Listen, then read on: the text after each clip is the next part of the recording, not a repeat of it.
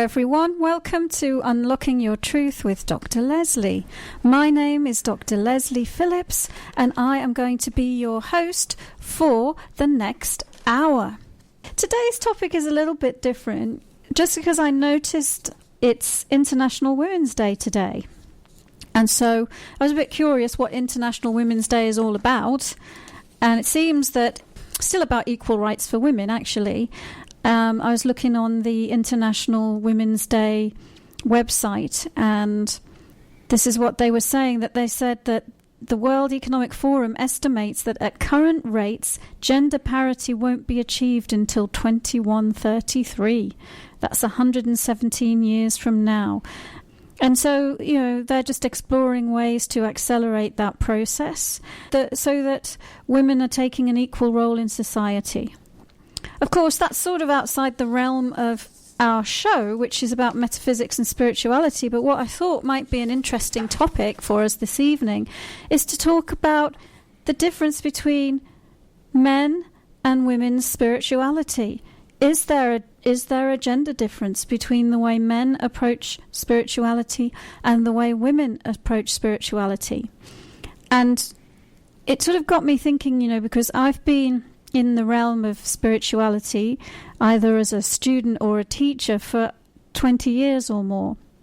And if I think, and in that time I've attended many, many events, and I've held many events. So I've taught a lot of people in groups, one-on-one, and I've attended other people's events as well. And when I think about it, there is a difference. And I find that when it's an event centered around developing your intuition, for sure there's many more women than men. Maybe 10 to 1. Maybe even no men and all women. Which is interesting, and I guess the intuition has typically been the purview of women over the centuries. And then I thought, well, where do I see men? And the kind of events that I see men are when it's more inspirational, when you've got a motivational speakers at an event. Then I think there's more men in attendance. That's really what I wanted to explore today. And I think even myself, I mentor people one-on-one, I do spiritual counseling, and it's still about, I'd say, 2/3 of the people that I work with one-on-one are women and 1/3 are men. And so I'm very interested this evening in exploring that. So if you're out there and you're a man or a woman and you have an opinion on this, we'd love you to call in. I was surprised to hear that you actually have 1/3 of your clients are men. In my mentoring clients, the ones who come for intuitive readings, it's more women. I would think it was even less. Yeah. But men don't wear their spirituality on their shirt sleeves, I guess, if you want to call it that. What came to my mind, though, was religion. And if you look at the world's religions, it's definitely skewed to men. I mean, the hierarchy of the religious, Catholicism, there's no women, basically. Well, in the hierarchy, but in the followers, yes. That there's lots of women. Yeah. Is it that it's more in an internal thing for a man that he doesn't feel comfortable expressing it in front of other people, and is it that women are, sorry, I said that out loud. Well, I was going to say, like, looking at all that corporate stuff that they were talking about, women do have a different, in general, I think, have a different leadership style. They tend to be more team players. They tend to be more more communicative. Versus the men that are just focused on more being in charge and leading by telling, and that's a sweeping statement, and I know it's not true for everybody. But then I just thought, well, maybe the women they're more open, they're more collaborative, they're more interested in communicating about the things that they're involved in, and that's what draws them to participate with other people. Yeah, one of the things I think is when you look at it is spiritual nature comes from a different place than, of course, the mind and thought. And when you look at men have and still do have always and still do have that got to fix it mentality. and have to go out and be the kill dinner type thought basis as well. So they can't be vulnerable. Well, I don't know if it's a better vulnerability. I don't know if it doesn't come from the same place. And men are spend more time in their head than in their heart.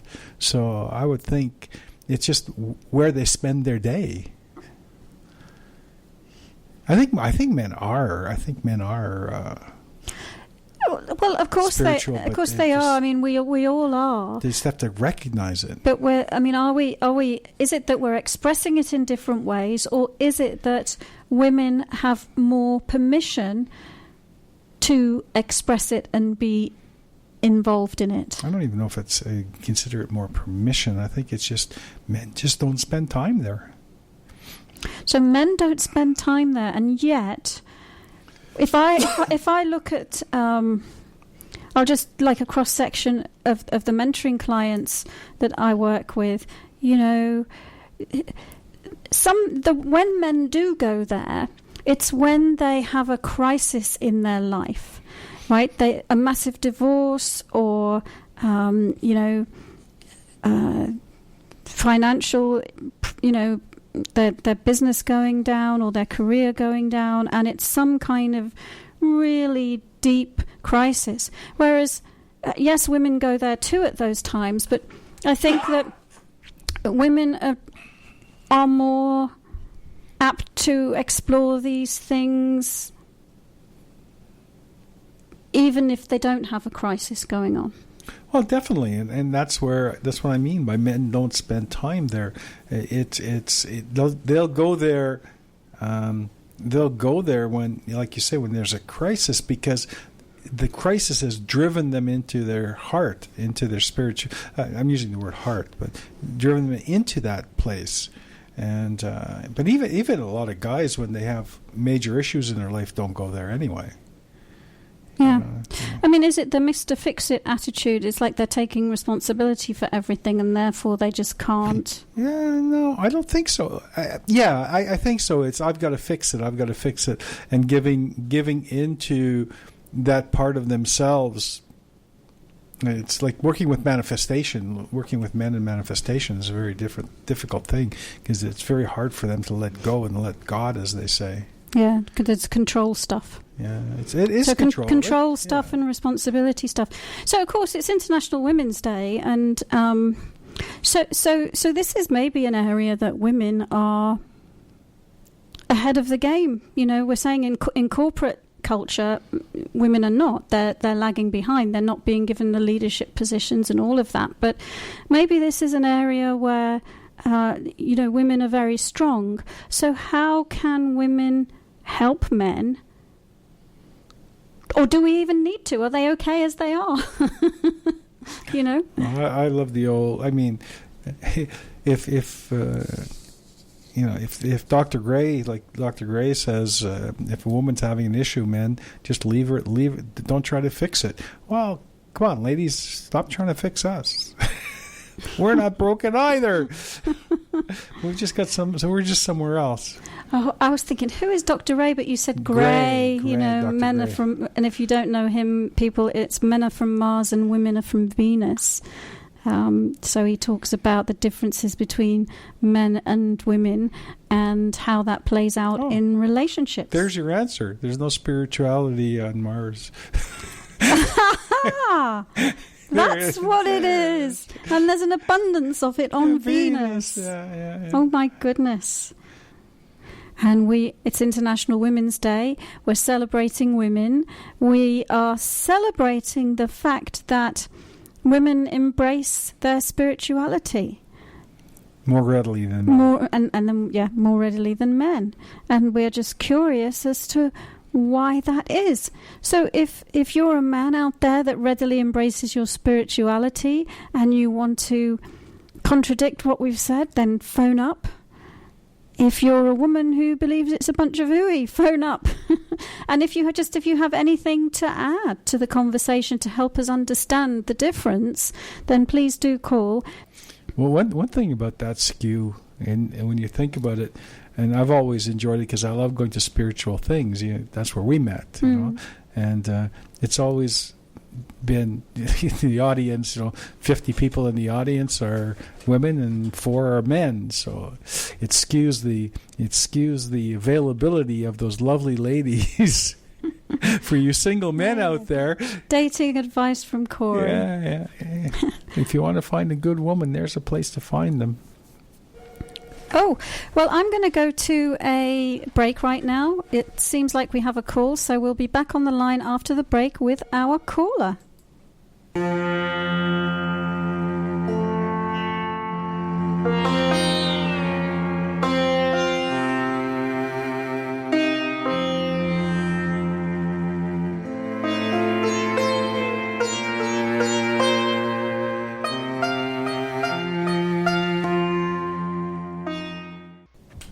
Hello everyone, and welcome back to Unlocking Your Truth with Dr. Lesley.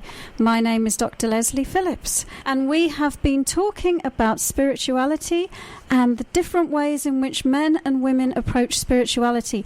I hope that we have Arnold on the line right now. Do we? Hello? Yes, we do. Fabulous. How are you? I'm doing well. How are you, Dr. Lesley? Excellent, thank you, Arnold. Well, it's lovely to hear your voice, and obviously you've been listening to the show. So, were you wanting to talk to us about the man's perspective of spirituality, or did you have a question? I want to talk about the men's perspective of the spirituality. Fabulous. One of the comments I want to make is that if you look, they call it women's intuition. Yes. So from the start, it's labeled a woman's thing instead of a generic thing. And when we look for the men, we're always told to trust our gut, which, as you know, is also using your intuition. Yes. So I think it's just an education. We're both told to trust our intuition, but it looks different from a woman's perspective versus a man's perspective as it relates to education. And I think that wall needs to be broken down to give understanding. And I think it will, help a lot of people to, see it in that light.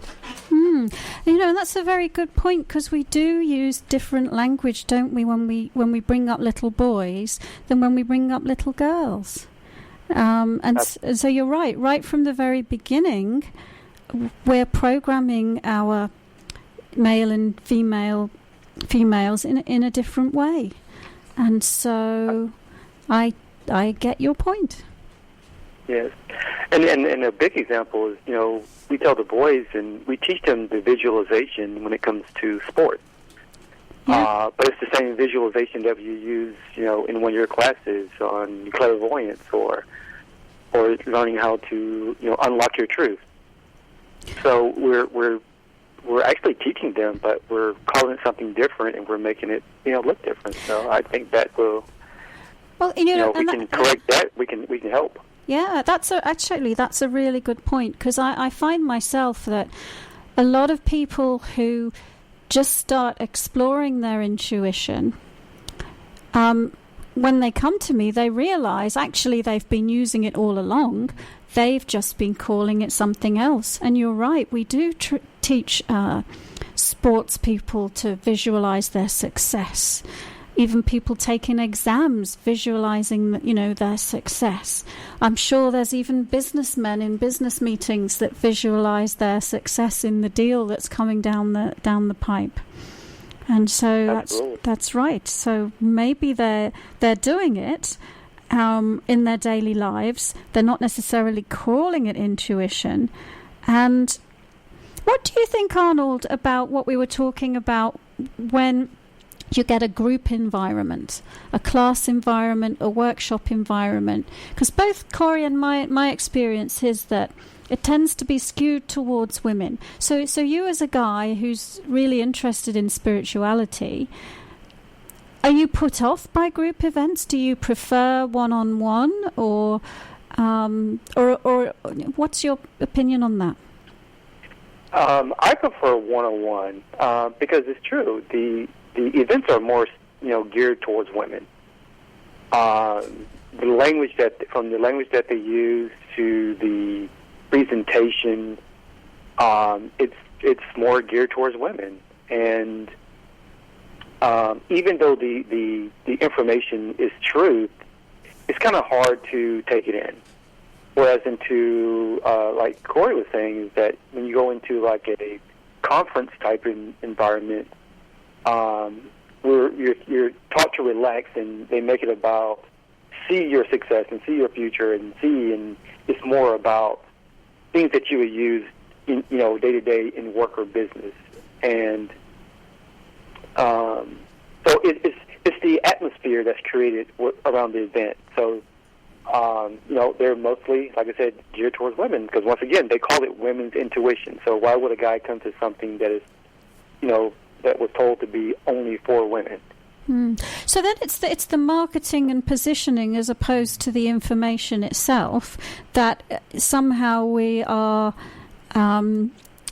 we're gearing it to attract women, and we're talking a language that women understand and not a language that men are attracted to. So are you saying that the way to appeal to a guy is to talk in terms of helping you see your success and manifest your dreams? And what language attracts a guy to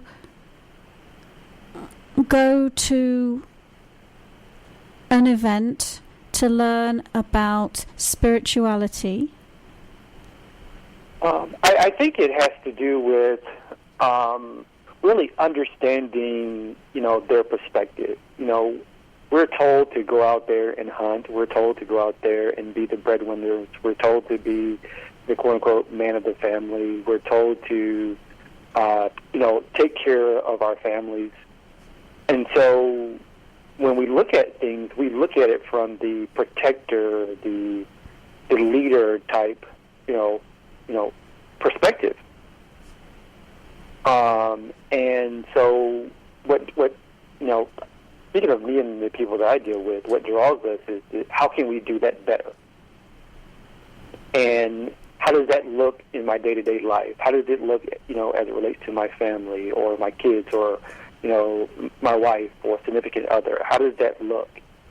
And so once you paint that picture of, this is how you can incorporate this into your daily life, like meditation.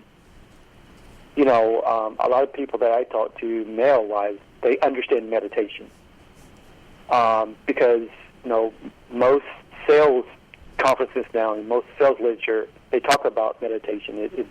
So you look at monks. Monks are meditating. So it appeals to guys, which is why you can get a guy to come to a meditation type environment.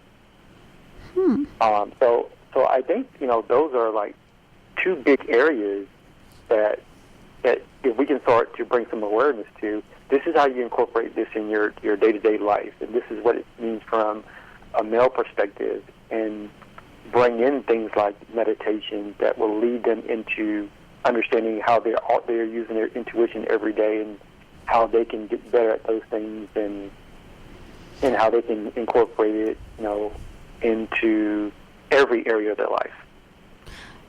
That sounds really great. And I'm just curious, if I ask the opposite question, what puts men off? I mean, I know you've said, well, you calling it women's intuition, but what else puts men off? Is it because there are? Would you be put off by a room full of women if you were the only man? Corey's shaking his head. I'm shaking. I'm going to have to say yes, because I will probably think that it's not geared towards men. And we've known each other for a while, so though my understanding has gotten better, but the thing is, you still have to fight through that first to get to the information that's presented. And and get past the persona that, well, it's easier for women, and guys, you'll get there eventually. It's like, it's always it's like they're putting us against each other. It's men versus women, and women, they're natural at this kind of stuff because they're mothers and the womb and the maternal thing, and guys are just, we're all analytical, and we think in numbers, and banging our heads against the wall, and that's not true. It's the stereotype that draws that divide. Yeah, you're right. It is. It's a stereotype, and to be honest with you, whether it's a man or a woman, the intellect, the analytical thing, tends to be what blocks most people from opening up intuitively, regardless of gender. Were you wanting to add something, Corey? Well, actually, I wanted to comment on Arnold's point on language, which is very interesting. Is I probably mentioned it on a show before. I had a friend here who did seminars, and his seminars were called Divine Dance, where he would teach wonderful things, and he could barely ever get enough men. He couldn't get men to come to this, and so he changed the name to Sex, Passion, and Enlightenment. And next thing you know, men were flooding in. It's the exact same. And without changing a word of the just the title. Just the title. It's a lot of it has to do with language. And that was a really good point of yours, coming up with trust your gut, which is definitely what most men will talk about. You got to trust your gut. Yeah. Got to trust your gut, whereas woman's intuition. I really like those 2 points that you brought up, Arnold. Very good. Excellent. Yeah. Thank you for calling in. Oh, my pleasure. All right. So, anything else you'd like to share about the difference between men and women? No, I'm gonna stop there. I'm gonna let some other people get in, and if I hear anything else, I will definitely call back in or shoot an email. Well, thank you very much, Arnold, for your input, and I'm going to say goodbye to you and wish you a lovely rest of the day. Great, thank you so much. Thank you. Bye. Enjoy. Okay, great. I have a question from Cece. And Cece'd like to know, not really changing the topic a lot, it's there as well. Cece would like to know, am I going in the right direction with regards to my writing? Do you know if Cece's male or female? Cece? No, I don't. Okay. I'm sure it will become apparent when I look at the Cece's energy. All right, so give me a moment. And listeners, what I do is I go into a very light self-induced trance, and that helps me look at people's energy, regardless of where they are in the world. So I'm just going to look at Cece's energy right now, and when I am tuned in, I will give a reading about this. And the question was, am I going in the right direction with my writing? And the answer is, I would say yes, but what I am seeing is that your uncertainty is causing you to, and let me see if I can describe this or use a metaphor to describe it. It's causing you to reach outside of yourself. So oftentimes when people are uncertain, and they're questioning, and they're looking for their answers, then they lose faith in their own internal dialogue, right? And so what I'm seeing is that I'm trying to think of the words to explain this, and let me use a sort of the image that I look at. So if we use the symbol of a sun to represent God or source energy or your higher self, and then I look at you, and what we want to see is a little bit of distance between you and God.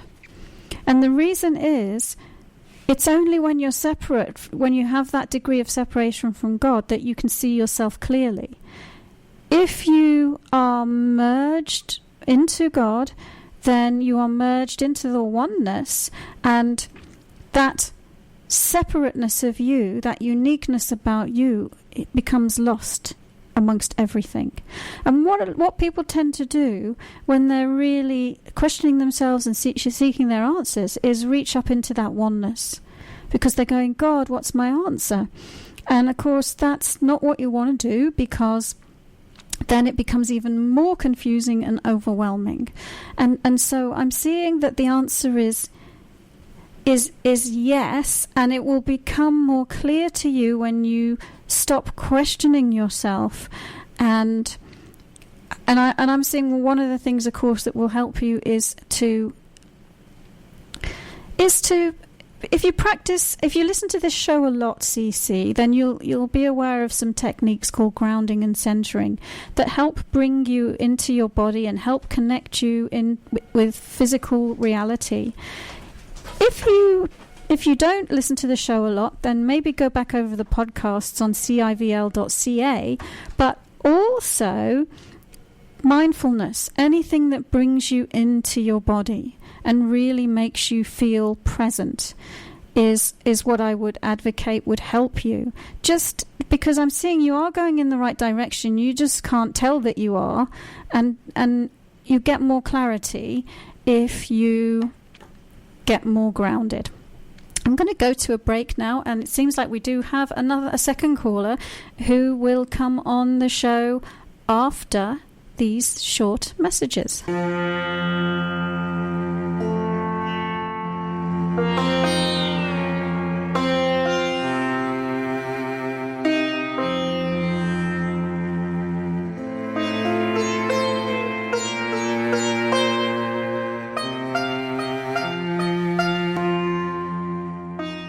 Hello everyone, welcome back to Unlocking Your Truth with Dr. Lesley. My name is Dr. Lesley Phillips and I am your host.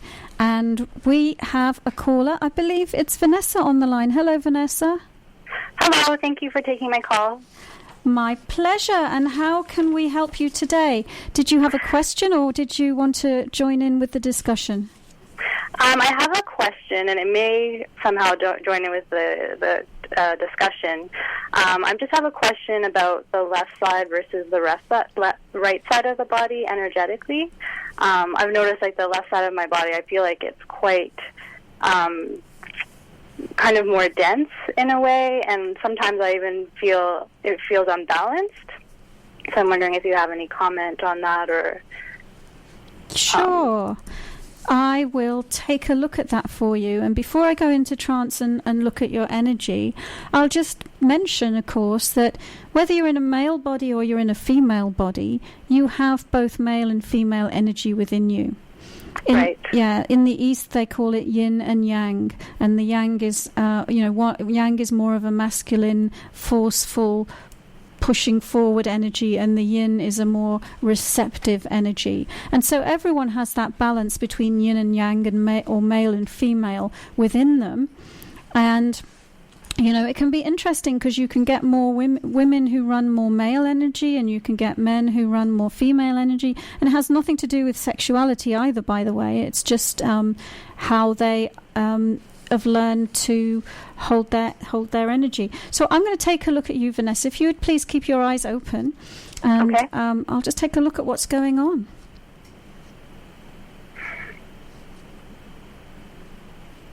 And I'm going quiet while I just tune in.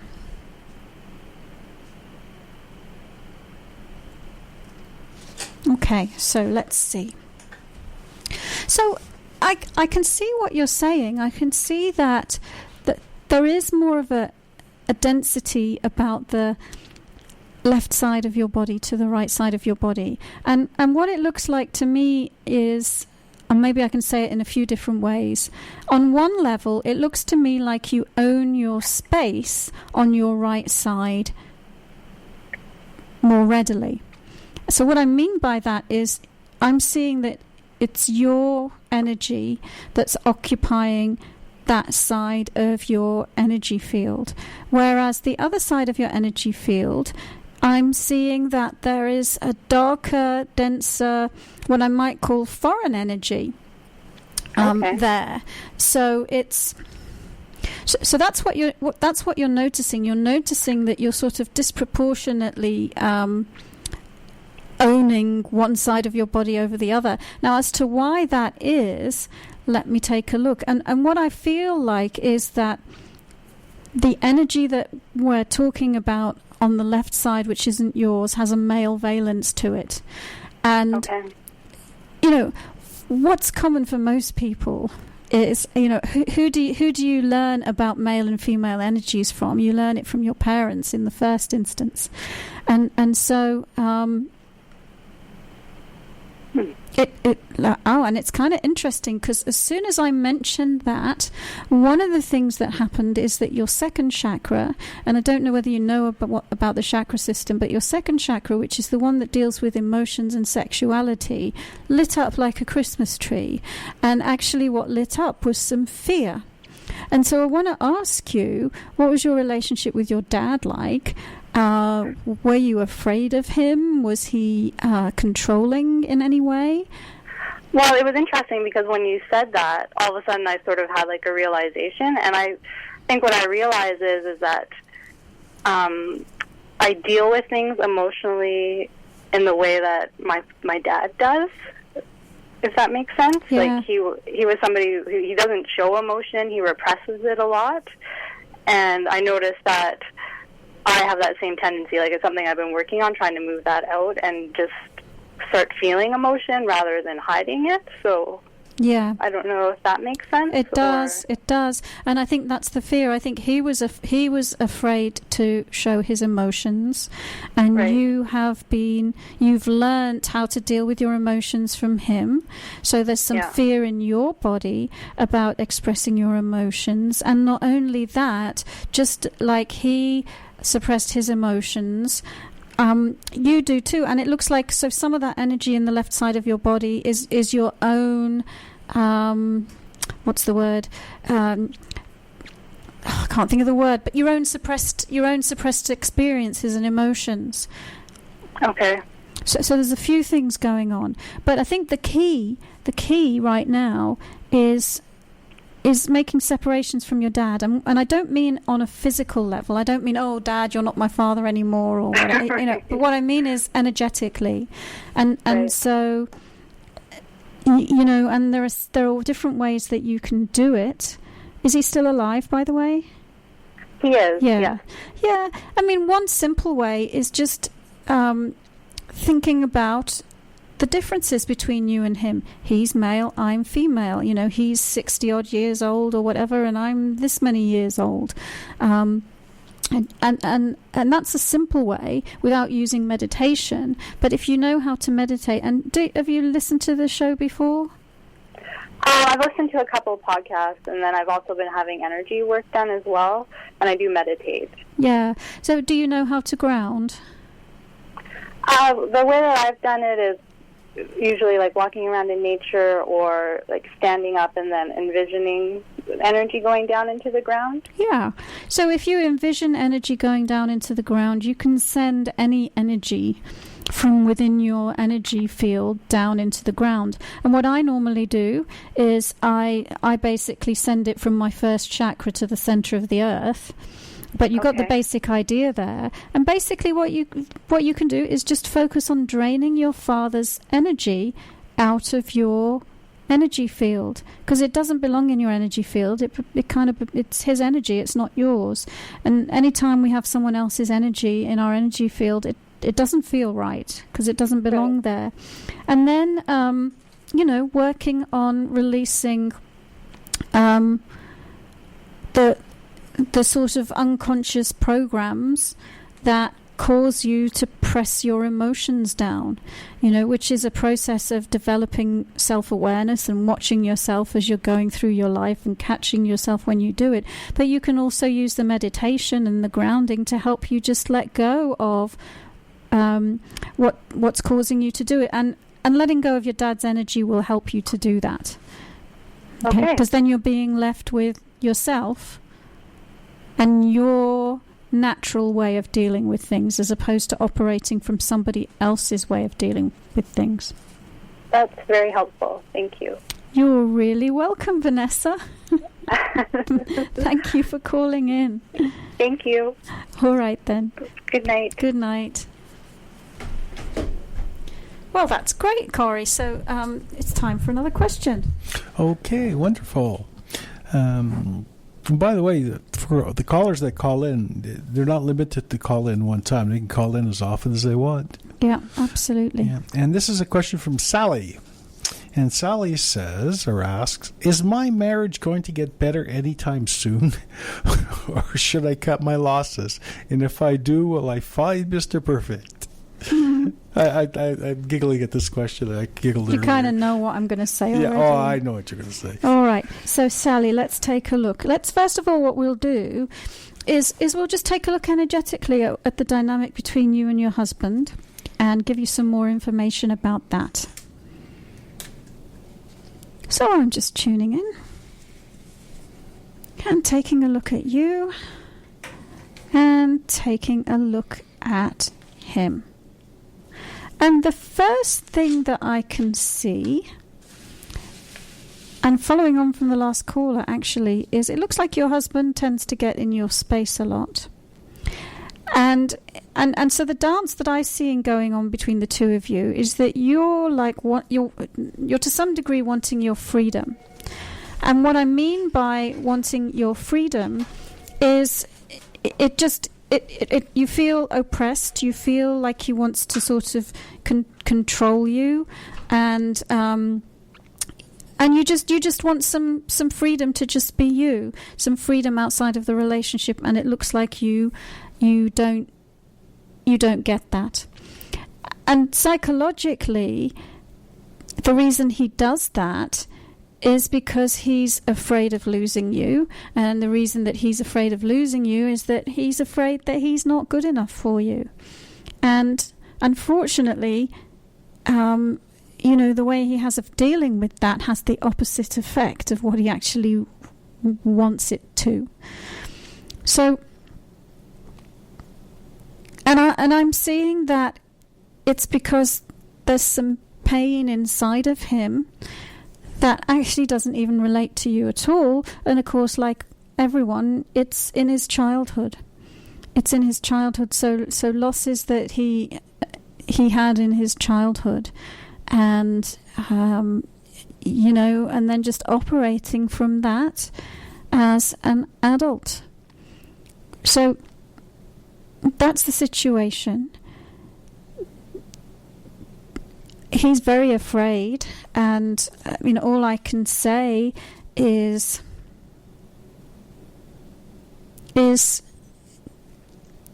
the question, should you leave him or stay with him, is up to you. It looks like there's some other things that you could try before you get to the point where you leave. It doesn't look. Sometimes I see that people evolve at a different rate than one another, and the energy frequencies get so different that they just can't be together anymore. I'm not seeing that's the case with you. I'm seeing that there is hope, and I would, communicating with him,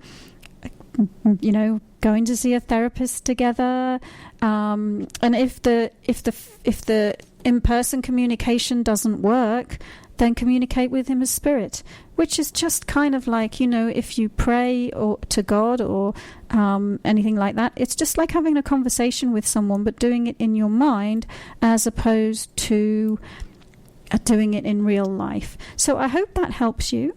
And I'm going to move on now because we have another caller on the line. So bear with me while I answer the phone. Here we go. Hello, you're on the air with Dr. Lesley. Who am I talking to? This is Dee Dee. Dee Dee, hello. Hi. Hi, what's your question?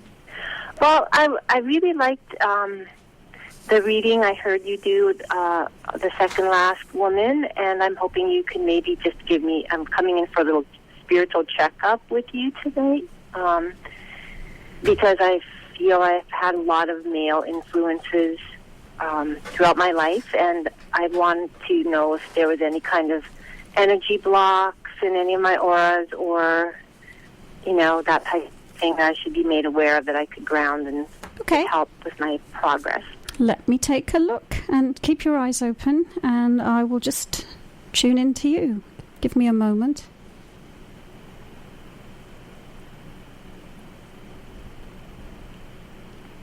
Okay.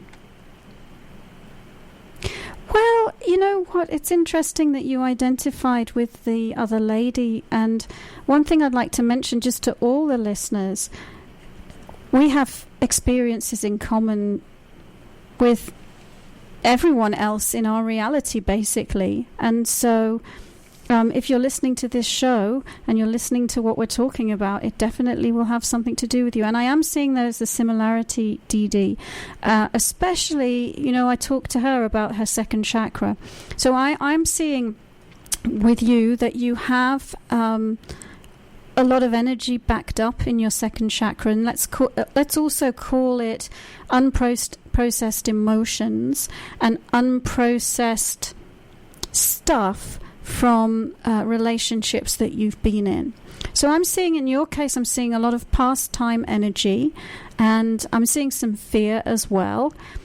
And of course, you've probably heard me say this before, but whatever you carry around in your field, you're creating your reality through it.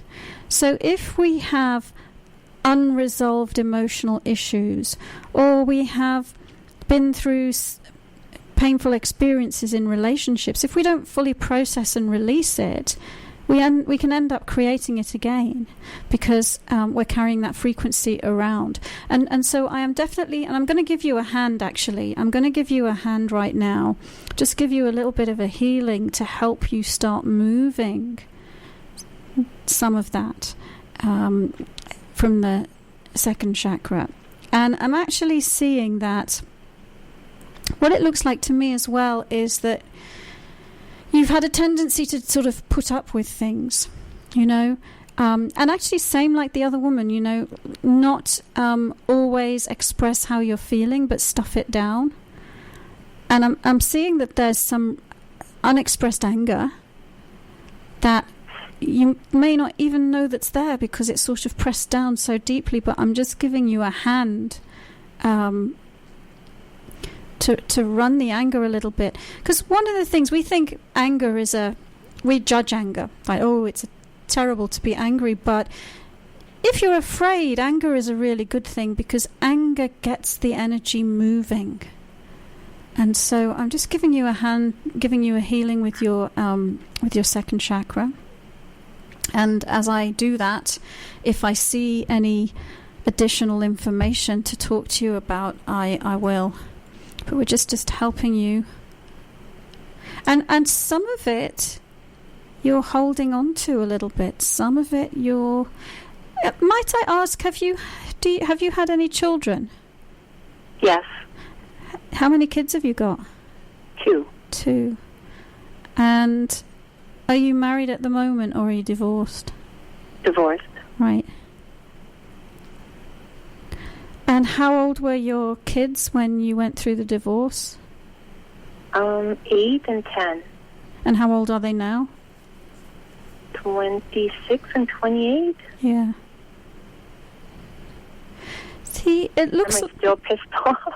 Well, but part of the energy that you're carrying around there is just your responsibility that you felt for your kids, you know. It looks like, you know, going through a divorce with children at that age, it's sort of like, how is this going to affect their lives? You know, and it looks like what you wanted to do as a caring, loving mum is cushion them from that. So it's almost like you took on in their pain as well as your own pain, and stored it all in there. And so I'm seeing that's part of it.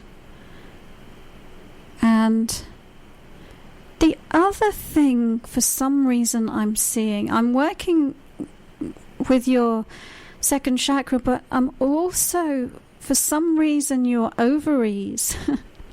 Your ovaries are lighting up for me to give a healing to as well.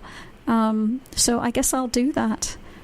And and it may be, the other thing is, So given the age of your kids, I'm assuming you're a woman of a certain age, and having more children is not really No. on the agenda. And of course, when women get to that stage of their life, there's some pain around that, of transitioning from, being young enough to have children and then moving into not being able to have them, or not choosing not to have them. And I'm seeing some of the other stuff that you haven't dealt with. It is around being a woman and, that biological part of the female body that wants to have babies, and the grief that it feels when it can't have babies anymore. Regardless of whether you've made a logical decision not to, it's still just because of the female body. It's still something that there's some grieving around that. So I'm still helping you release this pastime energy from your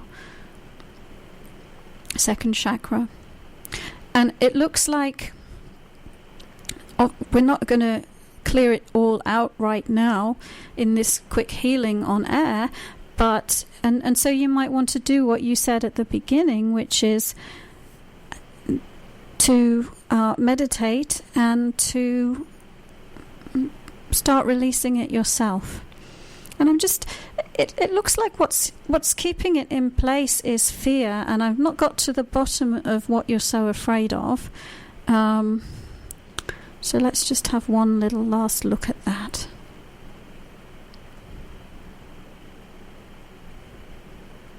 Are you aware of any fear that you've stored in there and what it might have to do with? No, this reading is so good, and it's amazing what we hide from ourselves. Yeah. But I think maybe just, I'm not sure where it fits in, but I did have a long period of empty nest, and maybe I feel like I wasn't a good enough mom, or if I let go of the fear, I'll let go of some responsibility I didn't take care of back then that I feel like I need to do more for them. And yeah, maybe, is that close to what? That's the only thing that's coming into my mind. Yeah, that maybe go with what's coming into your mind, but Yeah, that I have to learn that I can let go of that past stuff and still be an effective mother now. Right, that's part of the transition, isn't it? Because it's different when your kids are little to when they're grown up. So that's all part of that transition that a woman goes through. So I would focus on release it. Keep continuing to release from that area of your body, and especially let go of the fear, because what fear does is it freezes us.